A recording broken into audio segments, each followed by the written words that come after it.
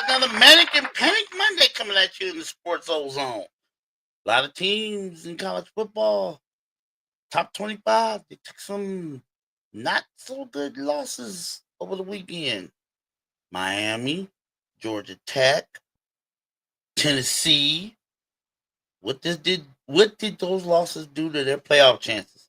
I can tell you right now, they're not so good.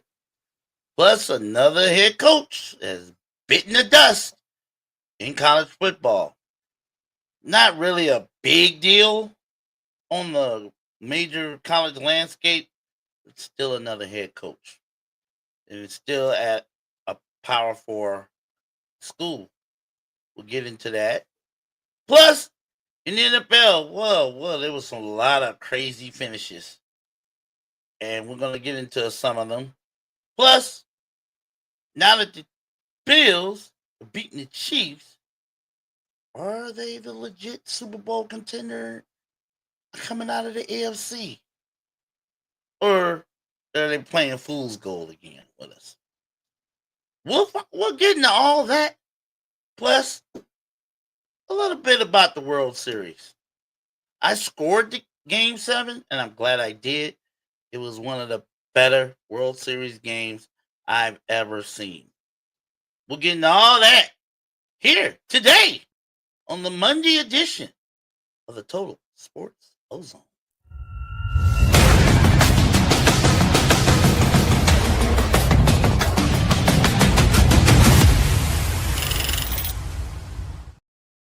Big O with the big mouth coming at you, the Total Sports Ozone for a Monday, November 3rd, 2025. I hope none of y'all, I know too many of y'all ain't dragging a little bit because of the time change we had to do over the weekend. I know I do. But we should be over it by now. It is Monday. We are in November. So college and the pro football seasons are going to be heating up more than ever. We're 2/3 of the way through the college football season, and we're just past halfway mark of the NFL season. So we're right in the thick of things now. Plus, we got college basketball starting up this month. The NBA season will be heating up. The baseball season just ended last Saturday. Yeah, but it's a fun month. It's a fun time for sports. It's just a fun spot. So let's get into it on this Manic and Panic Monday. First, college football. 3 teams that needed wins didn't get them. They needed wins to either keep themselves relevant in the college football playoff conversation or to enhance their resume, let's say, for the college football playoff. They ain't get them. Miami stubbed their toe in Dallas against SMU, losing 26-20 in overtime to the SMU Mustangs. This knocks their playoff chances because now they have 2 losses in conference play. So they now got to chase Virginia, Georgia Tech, Louisville. They have to chase those teams just to get into the ACC championship game.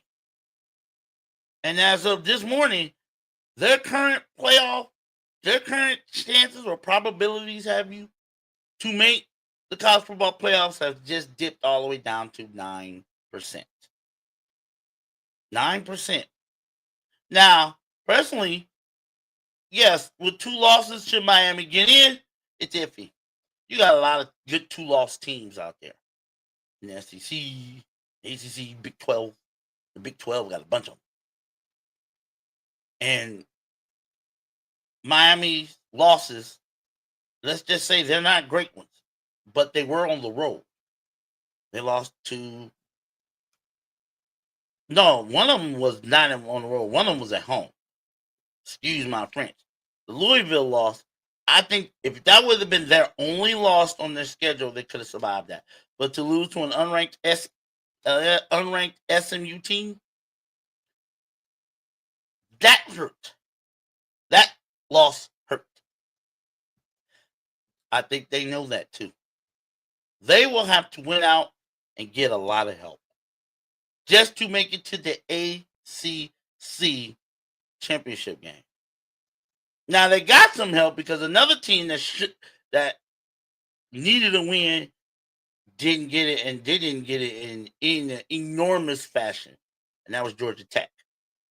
They went down to NC State and got bombed by the NC State Wolfpack. This is not going to look good. I know it's their only loss, but with them having to deal with Louisville and Virginia, that loss hurts. That loss hurts. It was a conference loss to a unranked team. I know it was on the road, but still, you're trying to show the committee, especially if you're in the ACC, you're trying to show the committee that you belong. And they're going to look at, hey, you can't even beat NC State on the road.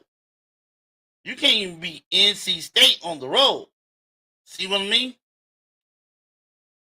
It's not just all about who you play, it's how you play them. Especially when you're one of those teams that are trying to rise to the top. That are coming out of nowhere to try to get into the playoffs. Like the Georgia Techs, like the Virginians, like the Louisvilles. They're not household names. So they have to, not only do they have to win big.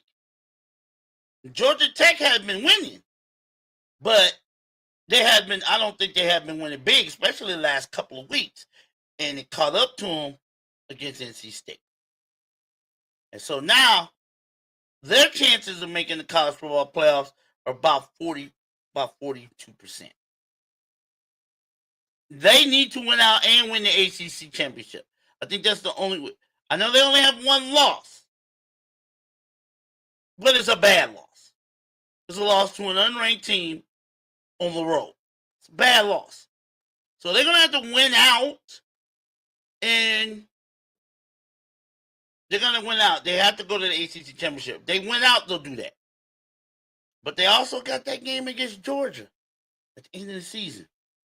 The little rivalry game against Georgia. Now, if they can win that game, I don't believe it would matter if they win the ACC or not. I believe they'll be in if they can beat Georgia. If they lose to Georgia, I know they're going to have no choice but to win the ACC championship game. The Georgia game doesn't count towards the conference record. SEC, ACC. But to the committee, it can mean a whole lot of things. If they can beat Georgia on a neutral field, it will mean a whole lot to the committee.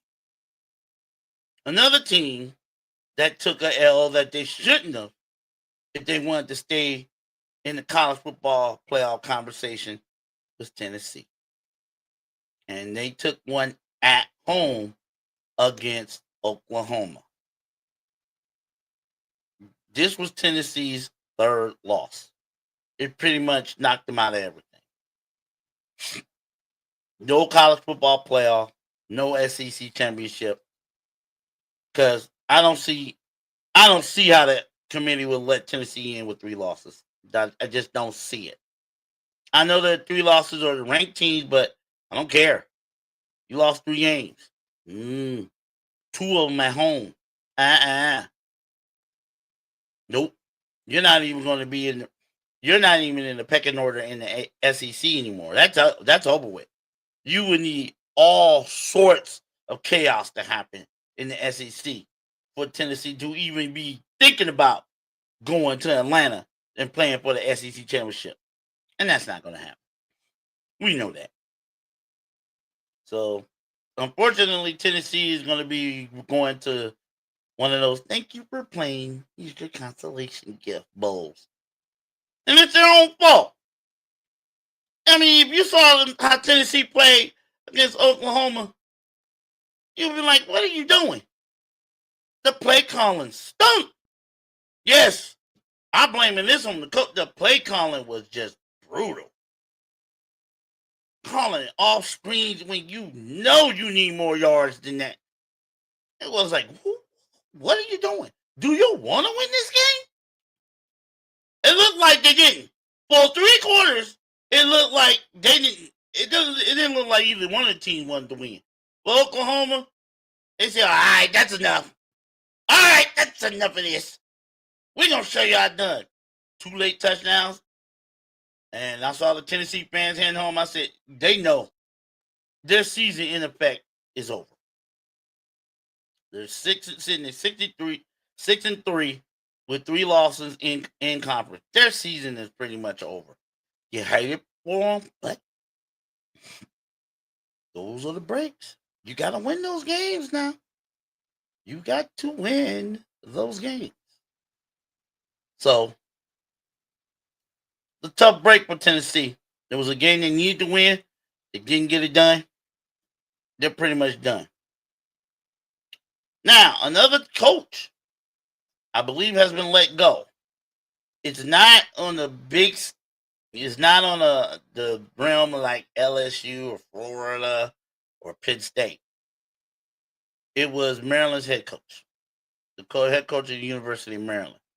He was let go. I believe he was Fisher. Got his name. But according to sources, he was let go yesterday after their brutal 55-10 beatdown they took at home against the number 2 team in the country, the Indiana Hoosiers. So it looks like that program will be looking for a new head coach. Just like 8 other programs will be looking for new head coaches this year. Or next year, why did you say? It's just brutal. It's been brutal for college football head coaches. But, as I've said before, college football is not just the sport anymore. It's not just a sport. It's a business. And in this business, you got to win to make money. For your school to make money. You got to win. And if you don't, they're just going to get... I mean, look at the buyouts. Look at the buyouts. Penn State, almost $55 million. LSU, $50+ million. Buyouts. Paying coaches not to coach their team. And paying them well. But that's what this game is about now. It ain't just the game, it's the business. Them high tier college football, the Blue Bloods, the Alabamas, the Ohio States, the LSU, the Georgias, they ain't just football teams, they're brands. They are brands. You can throw Michigan in there, Oklahoma, Texas. Those ain't just college football teams. They are brands. It's like we got money involved, corporate money involved. And you got to win. These teams are not going to win the national title every year, but you better be in the mix. If you want to stay coaching at those schools, the Blue Bloods, Florida, Penn State, Florida State. And I'm pretty sure Auburn's going to be on that list too. Auburn, I would have thought by now Auburn would have let go of their head coach. What's his name? Gene Chichik, or whatever his name is. He got to go. You losing at home to Kentucky? Auburn? You losing at home to Kentucky and you only scored 3 measly points to Kentucky?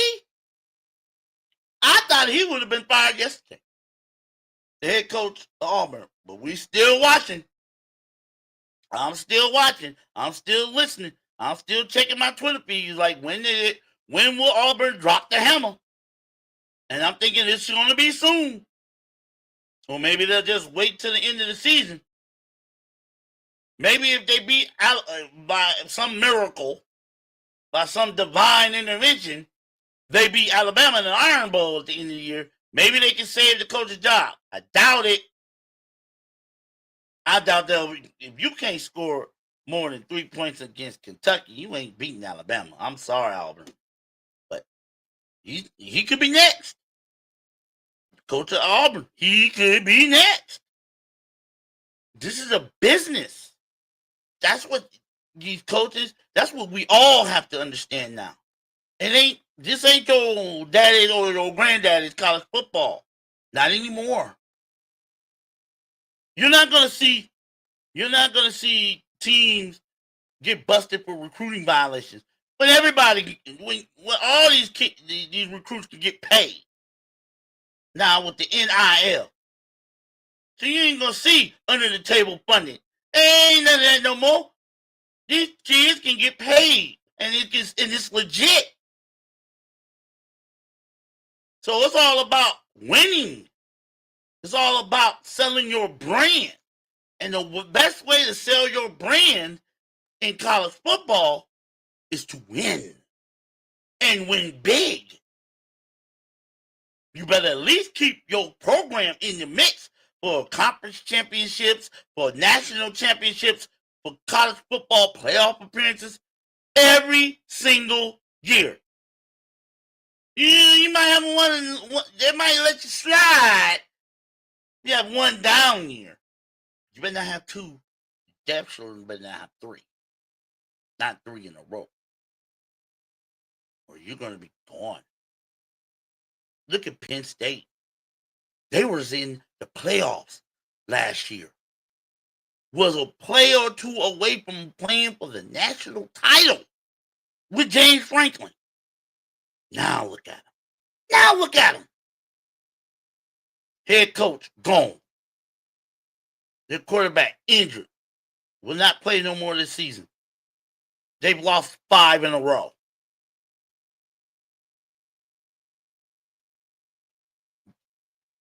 It is what it is. It's business. It ain't just to play on the field, whatever. It's business. And the business is you got to win. You got to come up with some W's. Consistent W's.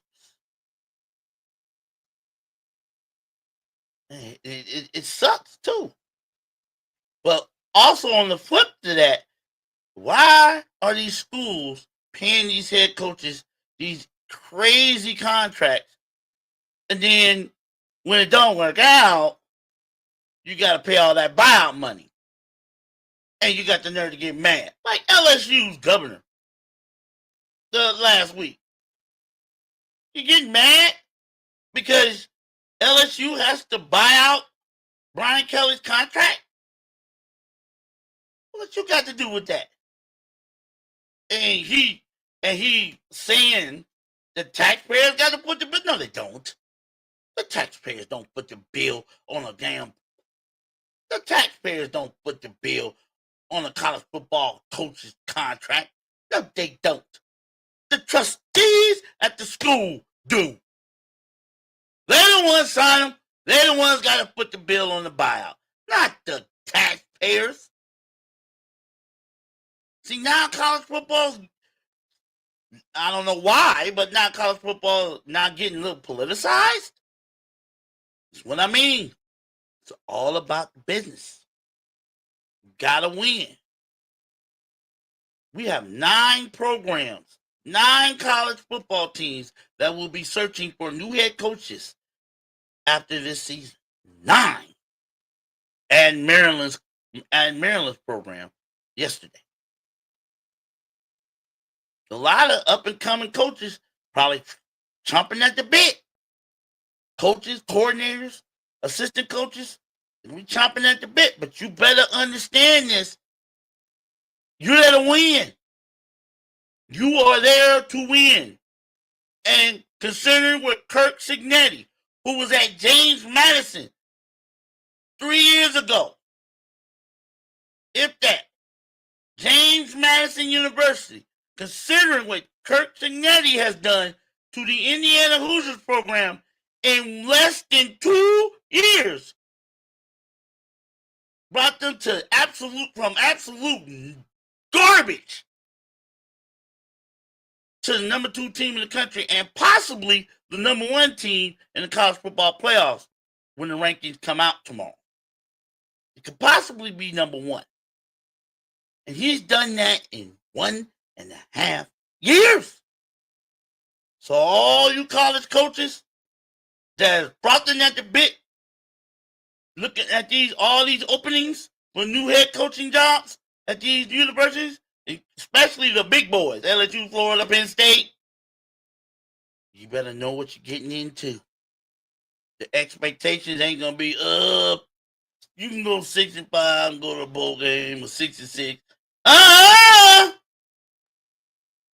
You better be competing for conference championships and national playoff appearances, and you better do it inside of 2 years. They ain't waiting for no 3-4 years. Them days are gone. They want it turned around PDQ. So I hope these coaches who are going to be throwing their resumes out there for these head coaching positions, I hope you know what you're doing. And I hope you thought real hard and long about what you're getting into at these schools. They don't want to hear no excuses if you lose. They don't want to hear it. Especially with the money they're going to probably be paying. They want you to win. And with the NIL and the transfer portal, they expect you to win like that. That's just how it is now. Business. Return on investment. These schools, the trustees, administrators, and the boosters, they throwing a lot of money to these football programs.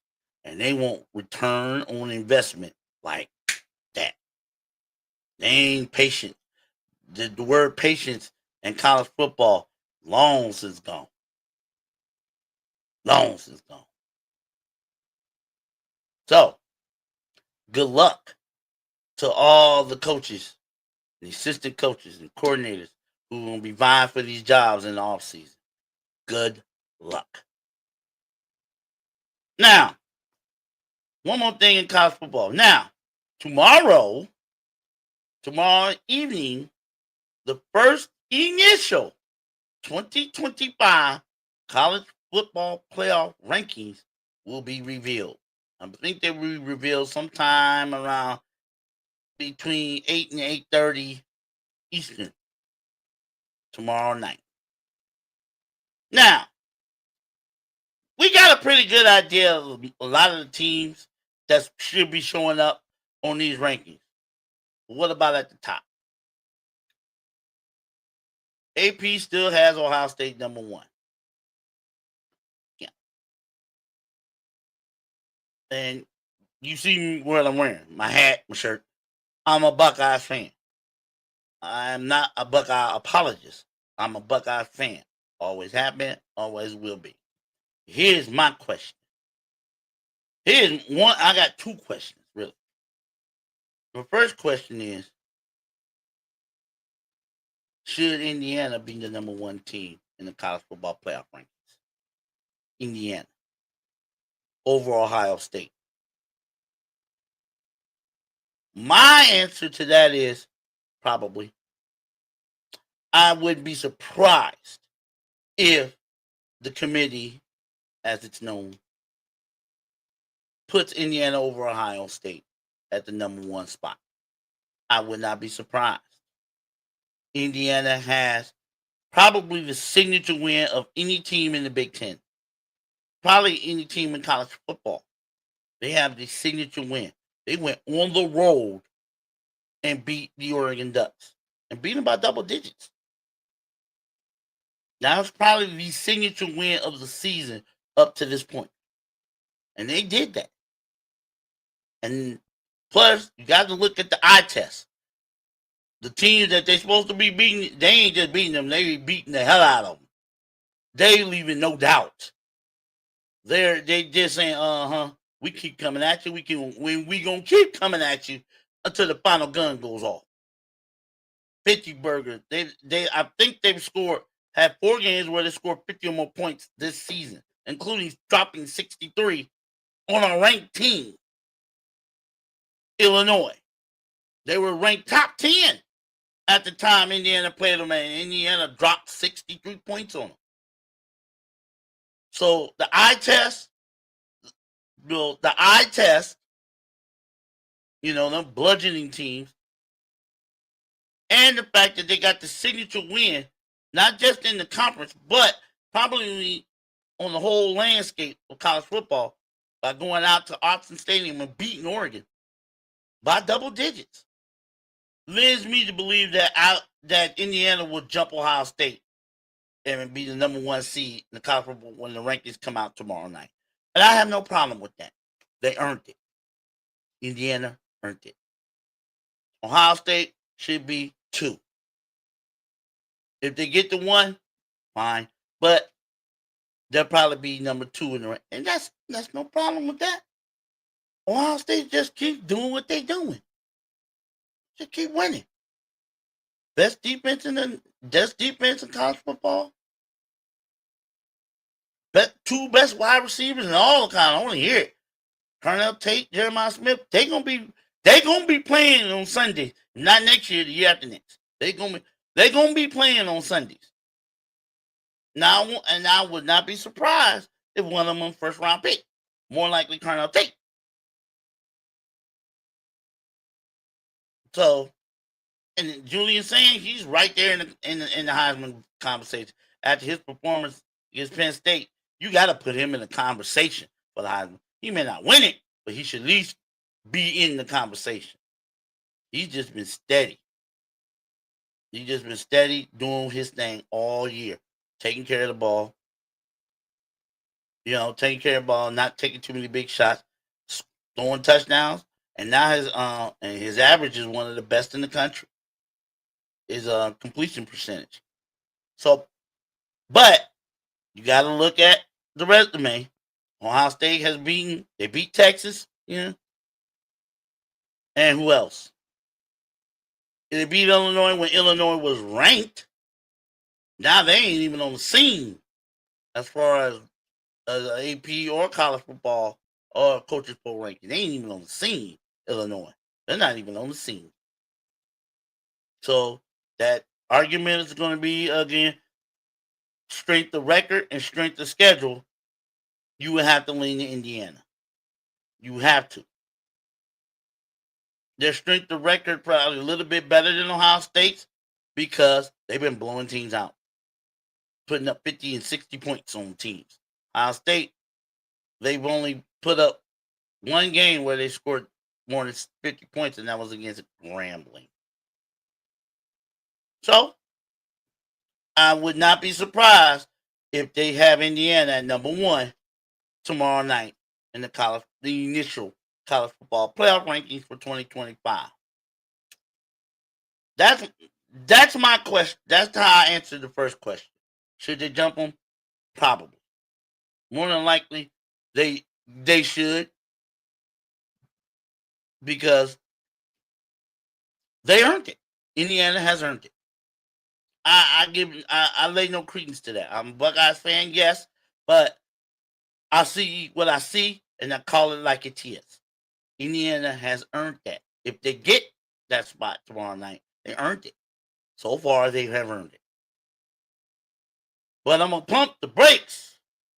This is my second question. Now, yesterday, I was listening to Sirius XM, College Sports Sunday, and they had call-ins, and I'm looking on my Twitter feed, and when the rankings came out, the new rankings, and of course, everybody gonna throw salt again at Ohio State. Who have they played? They haven't played anybody. If they were in the SEC, they would have lost the game probably too.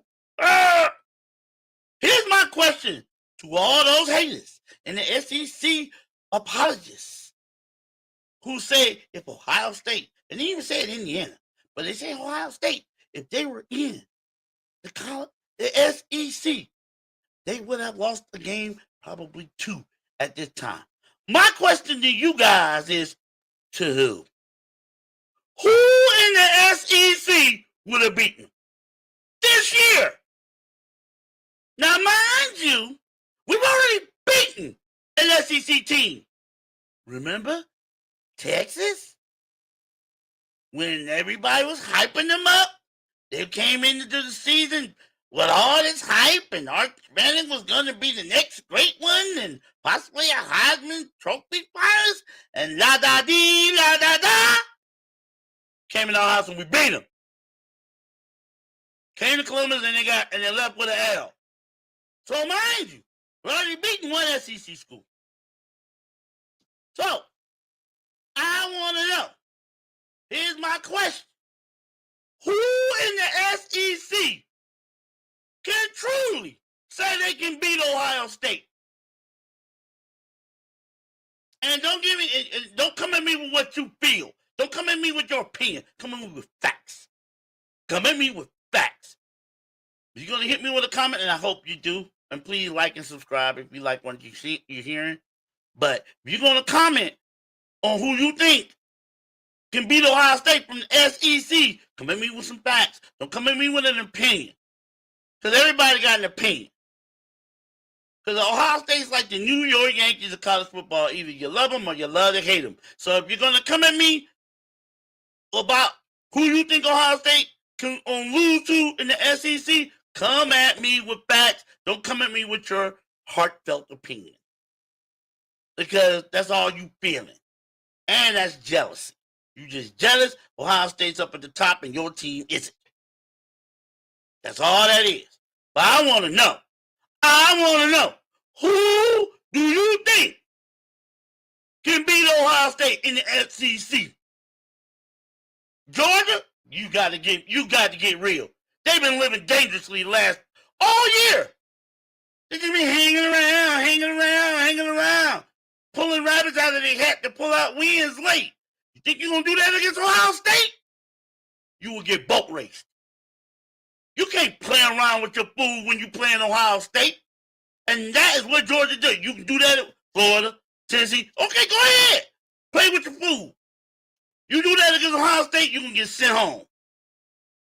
So don't give me Georgia. Because they've been living dangerously all year. Got bit once by Alabama. So don't give me Georgia. LSU, don't make me laugh. Ole Miss, don't make me laugh harder. Oklahoma, now you're going to make me cry when I laugh.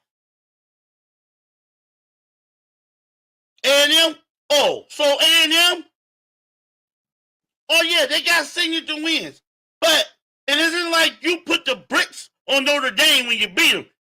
You had to outscore Notre Dame. You really think you're going to hang 45 points on Ohio State with that defense? Please. With that defense. They've allowed 55 points all season long. You had to score 14 plus 45 just to get by Notre Dame. And you only won by what? 3 points? And you really think you're going to hang 40 plus points on Ohio State, even on a neutral field? Please. Please. Please. I don't remember the last time Ohio State gave up 40 points in the game. It's been a minute. I think the last time I seen them let somebody hang 40 points on them was when Georgia beat them in the playoff game back in, 2023? 2022? Right at the stroke of midnight, something like that. Last time I saw it. So it's been a minute since somebody hung that many points on Ohio State. 40 or more. So who else? Let's go now. Alabama. What? Alabama scares Ohio State? You got to be kidding me. You gotta be kidding me. You lost to Florida State, who ain't even in the rankings, and you lost to them. So don't give me Alabama. Don't want to hear it. Yes, Alabama's got better, but you lost the game. You lost to stank Florida State. So I don't want to hear that. Who else? Vanderbilt?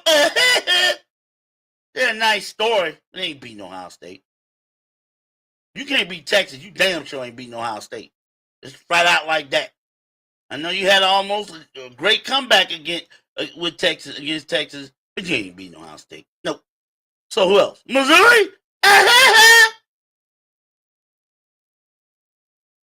Who else? Who else out there? Ole Miss? Who else?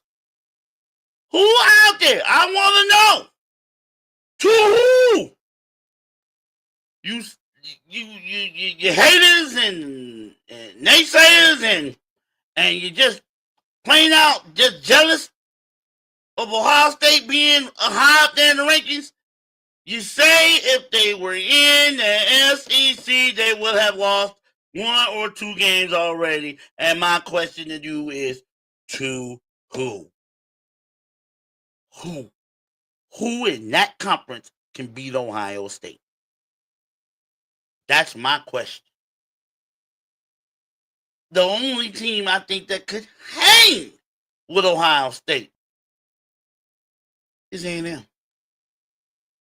But they don't have enough defense to stop Ohio State. So they can win that game too.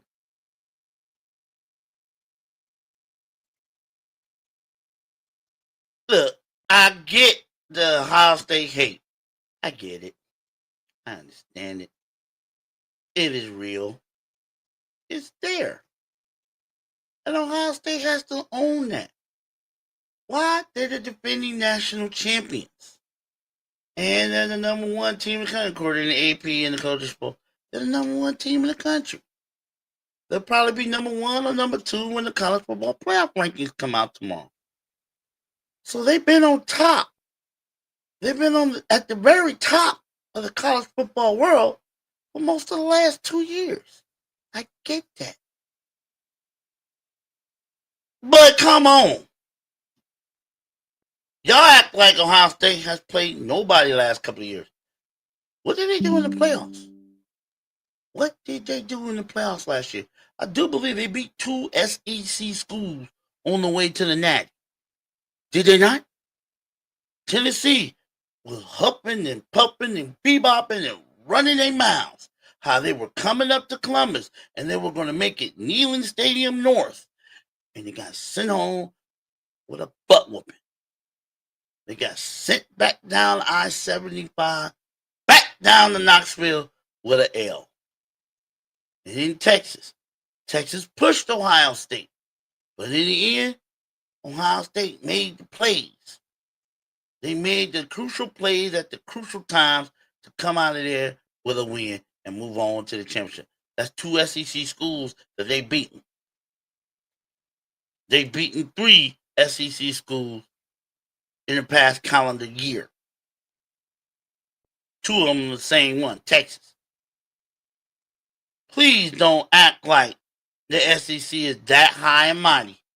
No, the SEC is top heavy, just like the Big Ten. The Big Ten and the SEC are the same. They're top heavy. The only thing different between the SEC and the Big Ten is that ESPN showers the SEC with so much love.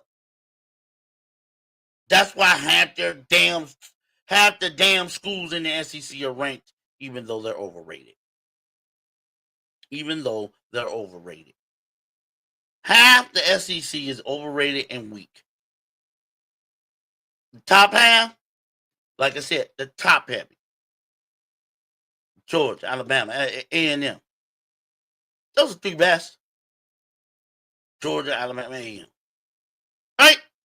So, commit Ohio State, Indiana, Oregon. Both leagues are top heavy.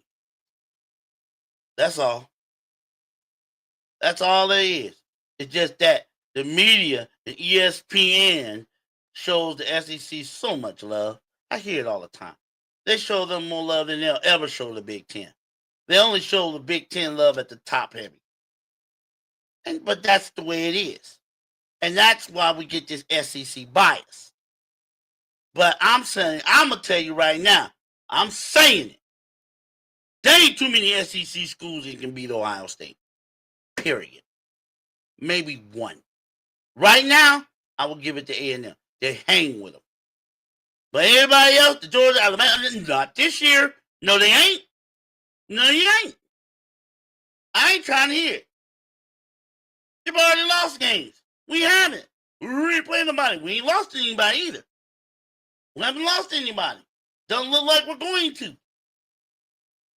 So the only time you're going to be able to answer that, oh, Ohio State can't beat the SEC. The only way you're going to truly answer what I just asked you, the to whom, is in the playoffs. When Ohio State meets one of these teams in the playoffs. That's the only way this question can be answered. My question, who in the SEC beat Ohio State? The only way we're going to realistically get an answer to that question come playoff time. And I can't wait. Because I'm hearing it. Now I want to see it. I want to see it. I want to know which one of these SEC schools beat Ohio State. Straight up. Is it going to be on a neutral field? More than likely at a bowl game. We'll see. I want to, because I really want to know. I truly want to know. And then when we find out if an SEC school dominates Ohio State, I'll tip my hat. But if it's the other way around, I'm coming. The big O will be coming. Trust that. Big O with the big mouth here in Total Sports Ozone. I just had to get that off my chest. I'm sorry because I keep hearing this week after week after week after week. Ohio State would take a loss in the SEC if they were in there. And I'm wondering, and I'm going to still ask that question, to who? All right, let's move on. NFL. There was some good games that came down to some fantastic, crazy finishes in the NFL yesterday. But in the end, some big, mighty teams took L's yesterday. Yes, they did. The Detroit Lions lost at home to the Minnesota Vikings. It shocked me. But the Minnesota Vikings, J.J. McCarthy, his first game back, and he took it to the Lions. And the Lions and the Vikings defense made Jared Goff very, very, very uncomfortable. So the Lions took a rare home loss, 27-24. Other teams went down. Green Bay at home went down to the Carolina Panthers. I was wondering, this game had me worried. Because Jordan Love, he didn't look great. He did not look great at all. But the Carolina defense, they made plays, came in with a couple of turnovers, and I was shocked. I definitely didn't pick the Panthers to win this game. And they went on the road in Green Bay in hostile territory and stole one. Are the Carolina Panthers a playoff team? I don't know. They've been picking up a few teams. Left and right here. So who knows? I think I definitely think they've improved from last year. Definitely. With or without Bryce Young, they definitely have improved. The Carolina Panthers. They're not that easy out they used to be. Oh no. They wasn't that easy W on your schedule if you saw it. Not this year. I mean, when you can go to Green Bay and beat the team with the best record in the NFC in their house, saying something. That's definitely saying something. So you might want to keep an eye open on those Carolina Panthers here at the second half of the season. I think they might be in for some surprises. Another teams that went down, big time teams. The team with the best record in the league at the time, Indianapolis Colts. They looked damn near immortal. They looked damn near mortal against the Pittsburgh Steelers. The Steelers forced 6 turnovers against the Indianapolis Colts. Yet they only won by 7. So that just sells to me with the Indianapolis Colts. You had a bad day hanging on to the ball. If they could have just took care of the ball, they probably would have won in Pittsburgh. But I'll say it before, I'll say it again. I'll say it before, I'll say it again. I don't give a damn. You could be the best team ever. You could be the worst team ever. You don't take care of that ball, chances are you're going to lose. 6 turnovers, that's why they lost. There it is right there. If you can force any team to turn the ball over 6 times and you lose, you got a serious problem. Pittsburgh, now, what is that saying about the Steelers, though? What's that saying? Last week they looked, our defense looked terrible against Green Bay. It looked awful. Here it is this week. They look like world beaters. 5 sacks, 6 turnovers. They look like the defense looked like they could do no wrong against the number 1 team in the AFC, the Indianapolis Colts. Held Jonathan Taylor to a mere 45 yards on 18 touchdowns. He wasn't even a factor. So what is that saying about the Steelers? What kind of team, especially on defense, are we going to get from the Steelers from week to week?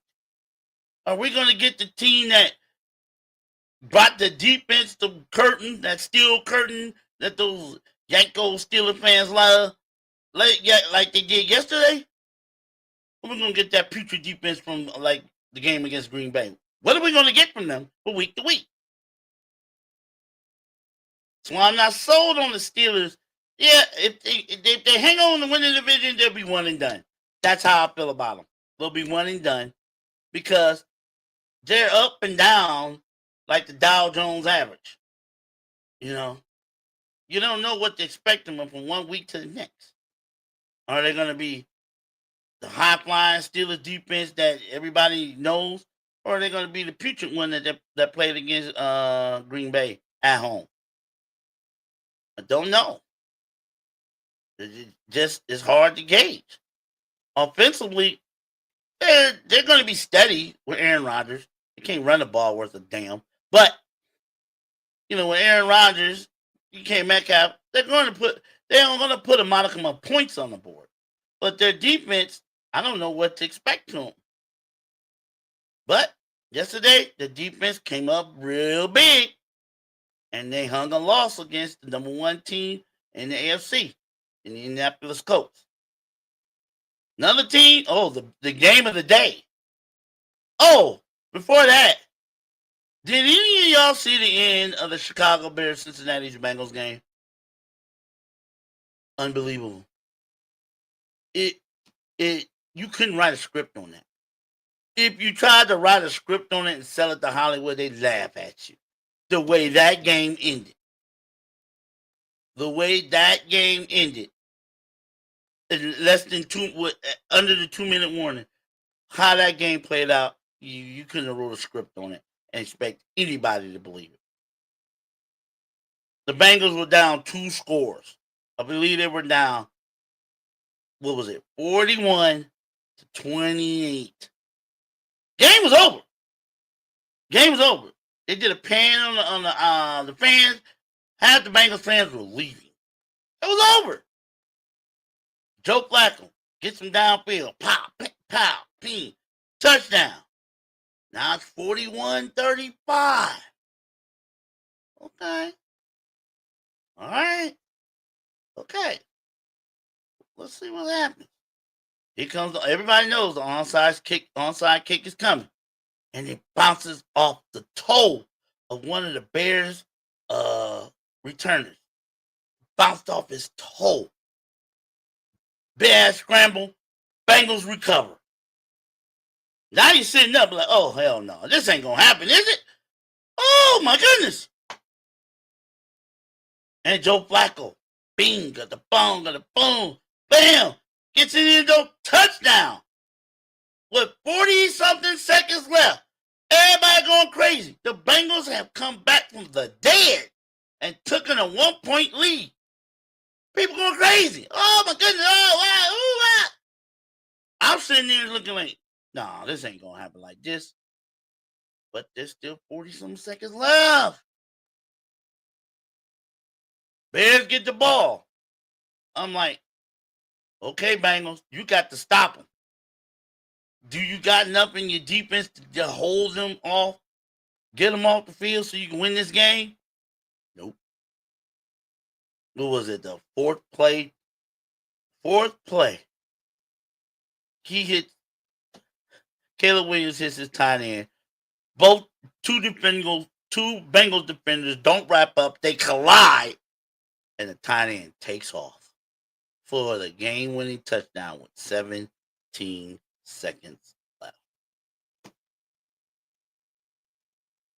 Like I said, you couldn't write a script on this stuff and send it to anybody in Hollywood or New York and expect them to believe it. Who would believe this? But that's how that game ended. That's how that game ended. Unfreaking believable.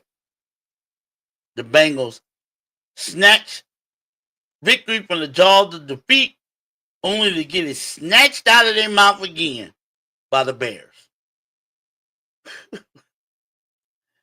That's why they say any given Sunday. That's what they say. The Bengals have to do something about their defense. They have. You look at the worst defense in the NFL. They do. They have the worst defense in the NFL. This is the second week in a row that their defense has allowed the other team to come back and win the game late, real late. The Jets did it last week, and now the Bears. Something got to give on that defense. Something's got to give. That defense needs tweaked, fixed, because all you needed to do was get one defensive stop. And you couldn't do it. And you were at home. I can see on the road, a little tough. But you're at home. Crowd noise and whatnot on your side. And you couldn't handle that. One stop. Makes you want to think. But that was the crazy game. That was a crazy finish. There was another crazy finish with the Jacksonville Jaguars and the Las Vegas Raiders. That game went to overtime. Jacksonville pulled it out because Las Vegas couldn't get the 2-point conversion at the very end of overtime to win the game. Give credit to the Raiders. They went for the win. Fortunately, they didn't get the win. But at least they went for it. I admire the guts that Pete Carroll and the Raiders had on for the win. They could have went for the point out. They could have kicked the point out, and the game would have ended in a tie. But they went for the win. Unfortunately, came up short. So I give Pete Carroll and the Las Vegas Raiders all kind of props for going for it. But the game of the day, well, the matchup of the day, Josh Allen, Pat Mahomes, Bills and Chiefs. And that game, well, it was closer. The game was closer to me than the score. The game was not as close. Let me put it like that. That game was not as close to me as the score indicated. Bills won 28-21. Bills could have really, if the Bills could tweak some things on defense, they could have won that game by 21 points or more. They really had control of that game. They kept getting off the field on third down and then fourth down. But they didn't capitalize on it the way I thought they should have. But the Bills did get the win. That's all that matters. But I think they could have put more points on the Chiefs if they really wanted to. That's how I saw that game. They had Pat Mahomes flustered most of the game. He still made some plays, but they had him flustered most of that game. And Josh Allen and the Chiefs and the Bills, they were wheeling and dealing.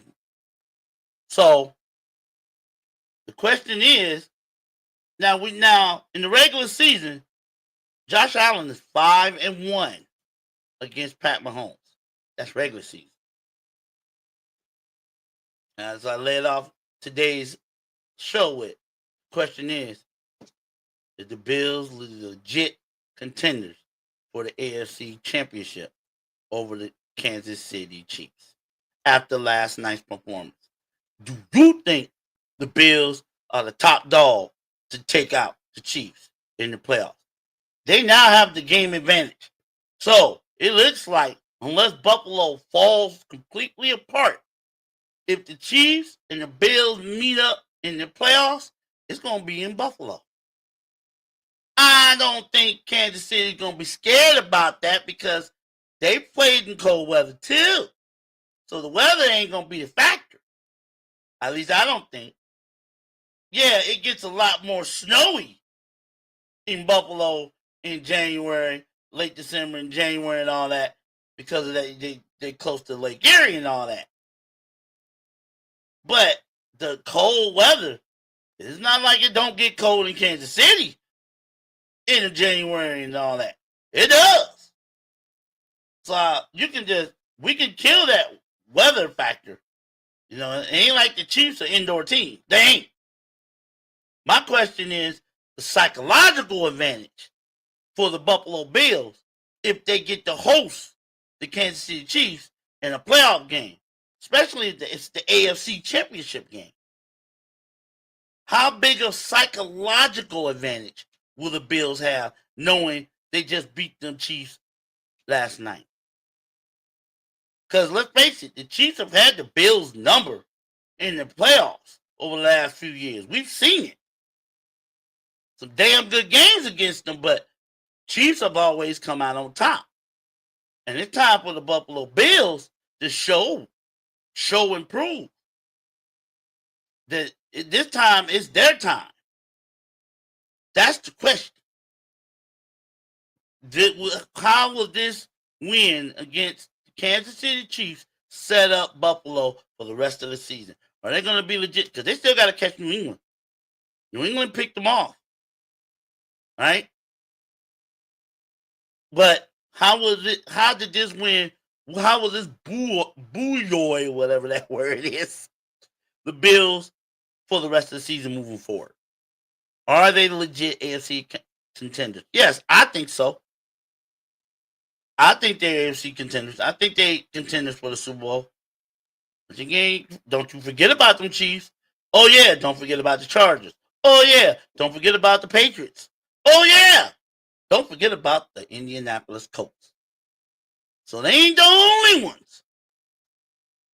Right now, as I see it, the AFC is wide open.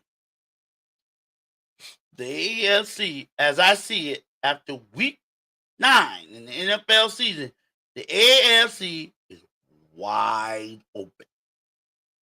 Any one of 6 teams can win the AFC. Any one of them. So it's going to be fun to watch the second half of the season. Who comes out of the AFC? It's going to be real fun to watch.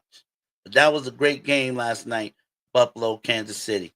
Buffalo got the upper hand this time, 28-21. Now, I want to talk about the World Series. I scored that game. Game 7. I'm sorry, Game 7 is Game 7. World Series. I had to score. And I did. I watched every single pitch and scored it in my official MLB scorebook that I have.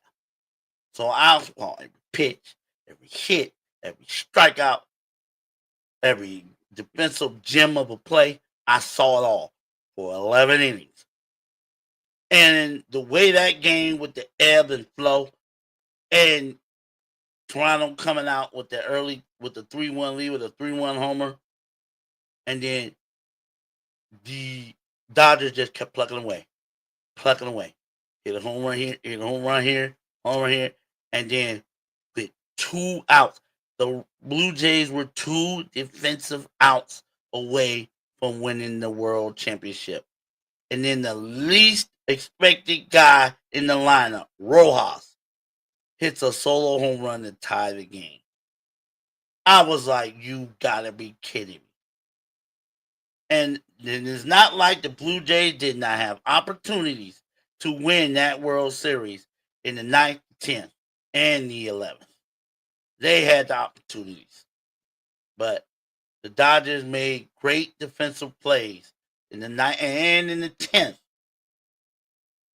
to keep the Blue Jays off the scoreboard and winning the championship. And then Will Smith, what turned out to be the championship winning home run in the 11th.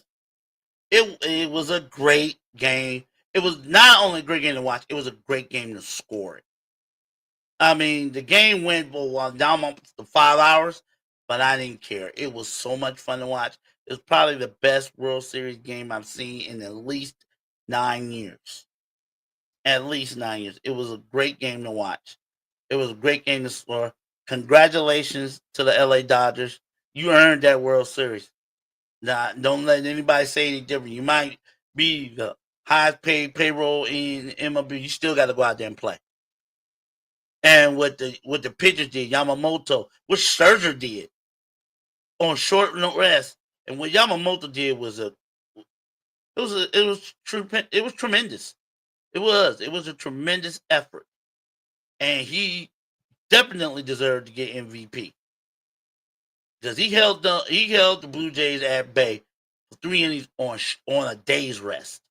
How do you do that on a day's rest? So again, congratulations to the Dodgers, well deserved, and it was a fun game, game 7 to score. I really enjoyed it. Well, that'll do it for me in today's edition of the Total Sports Ozone. Oh, one thing I gotta say before I sign out. Today is my mother's birthday. My mama's birthday is today. Happy birthday, mama. If you're seeing this, I love you to the moon and back. Happy birthday, mama. And if you are seeing this, I'll holler at you later.